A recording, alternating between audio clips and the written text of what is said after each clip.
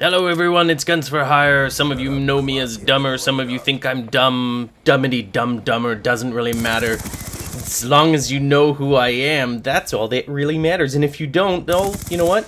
Stay a while, watch. And if you're not a big fan of Call of Duty, well, we've got other stuff on the channel as well, so sit back, relax, and enjoy the stupidity. Anyway, I thought I'd bring something new and something I haven't done in a long time.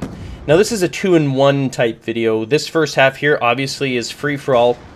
And this is how I normally start. If I'm going to play some Call of Duty, I prefer to play Search and Destroy, which is in the later half of this video.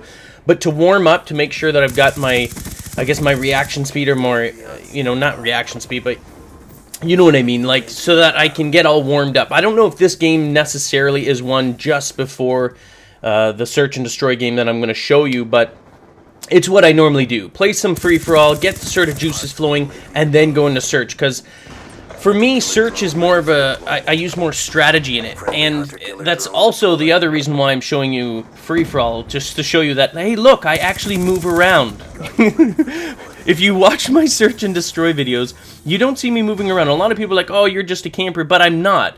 I change my game style up based on what I'm playing. And for me, playing Search and Destroy, and it helps me stay consistent. I'm not saying that, you know, it's going to help you win every single time, because that's also dependent on your team. It's a team-based thing, but it's certainly going to help you stay alive a little bit and possibly pull off some clutches once in a while. So again, free-for-all, I'm using the same weapon class that I would use on Search and Destroy, which is the MP7 silencer. You use, basically, you know what, use whatever you're comfortable with using. If you prefer assault rifles, if you prefer, you know, sniper, or whatever it is, I would tend to avoid using LMGs, only because they're very sluggish. They're going to slow you down, and you want to be able to move. Nothing's worse than, especially when you're watching, if you're dead and you're watching you know, the live feed of the rest of your team, if one of your teammates is on the other side of the map for whatever reason, and the bomb gets planted at the opposite bomb target, and all of a sudden he's the last one alive and he's got to run across. Now I know you can switch to your pistol, and that'd be awesome if half the time they did that to run, but they usually just want to carry their main weapon the whole time. So there's this, you know, it's painful. It makes me want to punch myself in my face when I'm watching someone running around with an LMG. I'm like, yo, gotta move! Move it, soldier! And he's like, I'm like, oh my god, just avoid it. Unless you're holding it down again. Defense, an LMG might be fine. If you're in a good defensive, you're going to play that style. You're going to take sort of a tactical defensive position, and you got a good spot, that's fine. I've always been someone who has never complained about people camping in Search and Destroy, even when I'm killed by someone. Especially if they are on defense. Hell, even if they're on offense. If their team is almost eliminated and they're hiding out in their spawn area, and you go running after them and you die, guess what? That's your own fault. You should not be going, you know, for them to win, they have to go to the bomb targets. You know what I mean? If they're in their spawn area, especially if they're shooting their weapons, chances are they put some Bettys down or some Claymores, and if you're not equipped to actually spot them, and even if you are, a smart person will put it in an opposite location where you think that they're going to be, locating themselves in a more advantageous area. Oh, this is why I don't go up there anymore. I used to try and stay up there, but it's way dangerous on this map. And I'm talking about this before we get into the Search. I figure it's a good time for me to talk about Search and Destroy, warming up before I get in there, so I can actually talk about it. Because I kind of want to do it a little more old school, where I talk about what I do. And hardly any COD commentators nowadays, you know, they talk about random things. Oh, hey, would you rather sleep with your sister, or would you do this? Or, hey, the day I got a venereal disease. I don't understand today's COD commentators. They talk about random things rather than the game. Anytime, I know some of you find it boring, but, you know, my roots in YouTube, especially with Call of Duty, were strategy videos, tactic videos, you know, and next-gen tactics. This is what we did. We did that, and we tried to help people become better gamers at Search and Destroy. And I just find nobody's, oh, well, not nobody, hardly anyone is doing it. People like T. Martin do tips and stuff like that. For the most part, you know, you got major commentators that don't even talk about the game anymore. If it's entertainment, if it's talking about, you know, something really kind of funny or cool that they did, that's understandable. That's a little bit different than just, hey, you know what, I'm using Call of Duty as a backdrop. Well, you know, everyone's seen it. I guess it's somewhat entertainment. It's whatever. If that floats your boat, cool. But for me, I can't sit there and watch a video where someone's playing COD and not talking about the game. I want to know what they're doing. I want to know how to improve. I play this game, I love this game, and I always want to know how to actually improve. For instance, free-for-all on this map here. Now this isn't the main purpose of this video, that's why I'm rambling. It's kind of a preamble to the actual search and destroy game, which you're going to see, I think, around the 8-minute mark or just after there. If you want to fast forward, go to the 8-minute mark and we'll get right into it. So anyway, free-for-all, whenever I play this map here, I used to stay outside a lot. I used to go on the tops, you know, because I'm a campy type person. You have FALs, target finder, some claymores, blah, blah, blah, and camp it up, you know, and get my s'mores. And, you know, some people don't like that, whatever. I don't play based on how other people want me to play. However, what I've learned in this, and I've since switched, is I mainly stay inside. I mainly stay indoors here only because of the number of kill streaks that happen with hunter killers, with airstrikes, all of that stuff. It is dangerous to be out there. Even if you've got claymores and you think, oh, hey, I'm a smart little guy, I'm on top here, and I got Bettys and claymores and riot shields. Sorry, but, you know, a quick lightning strike and you're done. So I prefer to stay inside. I prefer to stay in that other half. I won't just stay in the middle.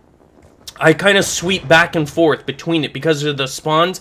You're naturally going to get it. Now, when I use things like Bettys and claymores, I'm not always looking for a kill. Well, there, I'm just trying to troll that guy because I knew he was up there. But I'm not going for a kill. I'm looking for things to give me markers so I know where they are.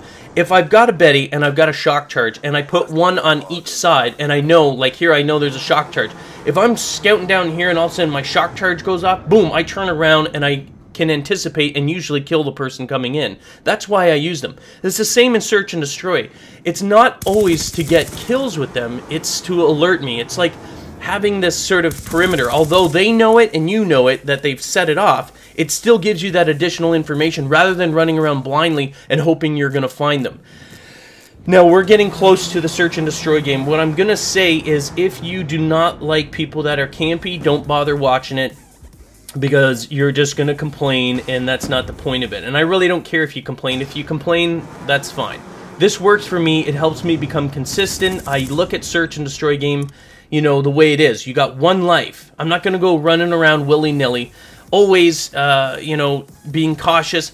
Now, what happens is there's certain things I do in every single search and destroy game that I play, and every single time that I start a new map or start a new lobby, I assess the team. The very first round is an assessment. I assess whether or not they're defensive or, you know, aggressive. Like, I mean, if they're on offense, or defense rather, if they're on defense and I start on offense, I will sit back and I will wait to see if there's rushers, because those are the people that I call thinning the herd.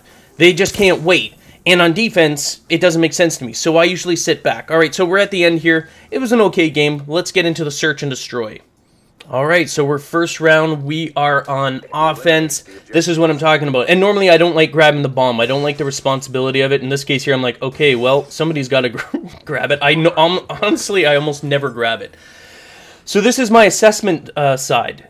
Now, we're on offense, so we should normally be going forward. And I will, but never the first round. I assess the other team. If they're super aggressive, they're going to come charging at us. And if you're, you know, my reaction speed's not like all the other young bucks. And if I don't know, there's always going to be, you think you're fast, there's always going to be someone out there that's faster than you. That's the reality of this game. There's so many players of it, there's always going to be someone who's better. Like, here's again, another aggressive person comes running in like gangbusters. More aggressive people. Easy to thin these people out, though. So I sit back, and I already know that we're surrounded. I already know that there's people that are aggressive, and I know for the next round. The same people that are aggressive and rushers on this round are going to be the same next time. So if there's like one or two, I know to wait for a little bit. Once we see one or two kills near or at our spawn area, then I can start moving forward. That's how I assess these games. So again, using Bettys and shock charges as sort of perimeter alarms. There's a guy sitting around. I'm not sure how many others are aggressive. Again, this is first round, so I'm still testing it. Now, there's going to be people that sit back, and these are the people that are typically always going to sit back. They don't normally charge in because they stayed alive. They saw their teammates get killed. They kind of learned. They're the smart ones. They're like, you know what? I'm not going to go running in. Now, here's a sniper here. That guy was not moving. He was staying there, and I don't fault him. I don't think that he was doing something bad. As a matter of fact, he's doing what he should do. He's staying near one of the bomb targets on, you know, defending it. The problem is it came down to such low number of people that, you know, he had to move. Now here, shock charge, run away. The shock charge is to slow him down so I can actually get away. There it goes off. Gives me time to reposition, and then I can finish him off here. I know it's weird, eh? Actually giving strategy on Call of Duty. And despite all the grumblings and the people that whine about it, there is strategy. It can't help you win every single time. Nobody has a perfect KD ratio, and if they do, they're absolutely cheaters. They're dashboarders. It doesn't happen. There's no such thing in this game, and you're going to lose games. But this way that I'm showing you here is a way that you can actually improve. Now, we already know from the last time there was 2 or 3 people that... just assessing. Whoa, that was a close one. That's that sniper still in the same spot. Again, he's going to probably hold back. But we know that there's going to be 2 to 3 people that are rushing. They're going to be coming through here. They're aggressive. They may have got, you know, slowed down a little bit, but they're still, you know, Larry, you can see they're already pushed up. Lots of them. So actually there's more that have pushed up here.